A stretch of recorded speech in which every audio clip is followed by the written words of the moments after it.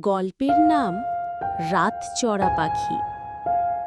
গ্রামের পুরনো গল্পে আছে এক অদ্ভুত পাখির কথা, যেটা শুধু অমাবস্যার রাতে ডাক দেয়, আর যার ডাক শুনলে মানুষ হারিয়ে যায়।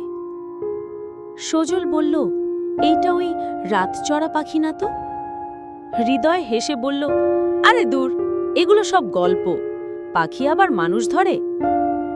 হঠাৎ রাতের নিস্তব্ধতা ভেঙে আসে এক ভীতিকর পাখির ডাক, ঘু ঘু রা। পুকুরের ওপারে গাছে কিছু ছায়া দেখা যায়। তারা পেছন ফিরেই দৌড় দেয়, কিন্তু পাখির ডাক যেন তাদের কানে কানে বাজে, আসো আসো। হৃদয় চিৎকার করে ডাকে, সজল, কোথায় গেলি? কোনো উত্তর নেই, শুধু বাতাসে সেই পাখির ডাক আরও গা শিউরে ওঠা শব্দে, খু খু রা। সকাল হলে হৃদয় অজ্ঞান অবস্থায় পাওয়া যায় পুকুরের কাছে। গ্রামের লোকজন এসে উদ্ধার করে। সজলের কোনো খোঁজ নেই। সজল আর কখনো ফেরেনি। সেই রাত থেকেই গ্রামের বয়স্করা আবার সতর্ক করে, অমাবস্যার রাতে পুকুর পাড়ে যেও না,